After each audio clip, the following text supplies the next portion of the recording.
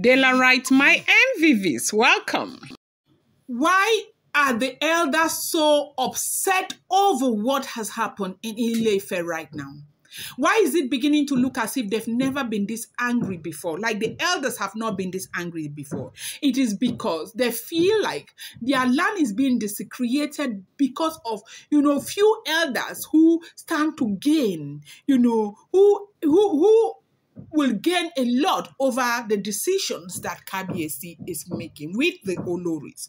Now, they say for you to be called a wife of the Oni of Ife and be recorded in their traditional marriage register inside the palace or registry inside the palace, you must go through the 13 ritual. These are the rituals I want to mention because we have always talked about 3 alone, okay? Today I want to take time to tell you what these 13 rituals are. The first one is Oro. The second one is Isese. The third one is Imole, that is the light. Now, I'm not going to repeat those ones because I've repeated them over and over and over again. Then, right, we are going to start with the fourth one. The fourth one is Ifa Igbale, okay? This ritual involves deep divination and spiritual initiation into the Ifa oracle system, granting access to sacred wisdom and communion with Orumala. Okay, anyone I didn't pronounce or I have not pronounced well, please don't be angry with me. Okay, you know how we run things here. Okay, then there is the fifth one that is called Ifon Fori. Sorry, do I need to spell it? EFUN, then there is F Ori, okay? This one is a symbolic act of purity and acceptance where sacred white chalk, Ifon, is applied to the head, representing spiritual cleanliness and blessings, okay? And now I want to apologize for this. You may be hearing a sound at the background. There is a very massive, restructuring of an apartment close to under our own apartment, and that is where that sound is coming from. I'm so sorry if you're hearing it, okay? Please just forgive me. Now, I have talked about Ifon Fore, okay? Then there's another one called Oju Ibo. This connects the initiate to their spiritual lineage. It's a face-to-face alignment with Oni's destiny and ancestral guide, okay? Then there's another one that is Irin Ajo Aye, okay? It's a ritual journey of life. It's both symbolic and sometimes physical, teaching lessons about the high, lows, and responsibilities of life on earth, okay? Then there is another one called Ito Nishi, okay? Itonishe, okay? Ito Nishi, okay? It's a covenant ritual where promises or oaths are made before the divine. It says spiritual commitment that guides one's path, okay? There is another one called Ekpe Igbo Yawo. Ekpe Igbo Yawo. Sorry. Do I need to spell it? Ekpe is EPE. Then Igbe Yawo is IGBEYAWO, okay? This is the marriage oath ritual. It involves invoking blessings, but also spiritual protection against any causes or spiritual interference in the marriage. Did you get that?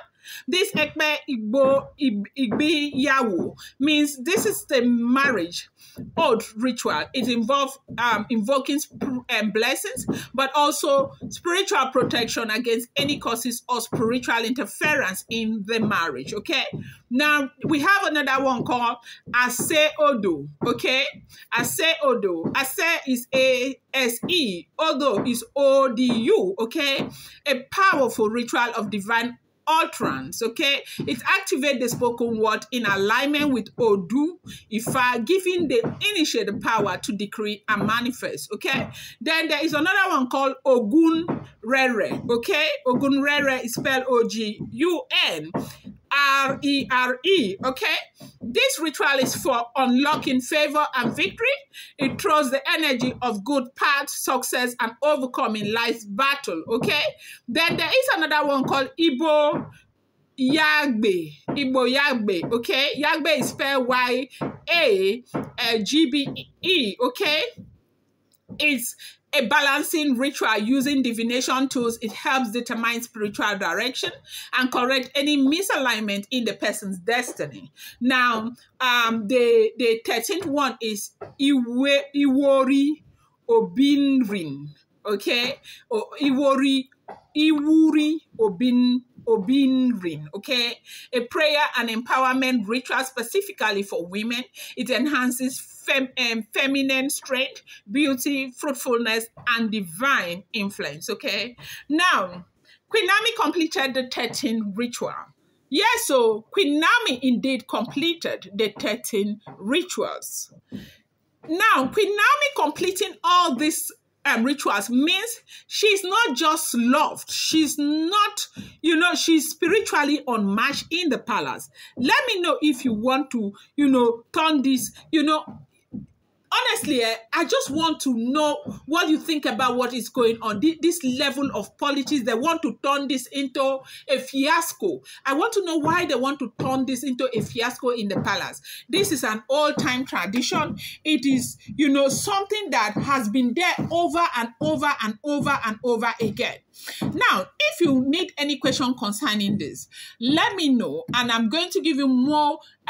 If you want more explanation, I'm going to, find a way to give you. Let me know. I'm going to find a way to give you more explanation. So, from what we are hearing, these are the 13 rituals that Queen Naomi went through, and this explains the reason why a lot of people were very upset with Queen Naomi in 2018. Why people were judging her that, look, should she have been a true prophetess, she would have said no to this. But it's important for people to understand that Jesus Christ came to rescue and not to condemn. Naomi went through this ritual because she was in love with her husband. She wanted to stay with the man. And today, this ritual happens to be the reason why Naomi has a lot of backing and why it is looking as if the bond between Queen Naomi and the Ooni of Ife is really unbreakable. Because Naomi happens to be the one woman that Ooni of Ife has allowed to go through this level of rituals. Others have done like very few. They said there are some of them who only did the ORO, the oral ritual. They didn't even do the Sese. They didn't even do the Imole. They did not, because they themselves at the time, they were not concerned about the ritual. They were concerned about getting in. Let the man just say, okay, we go marry, we go marry, we go marry.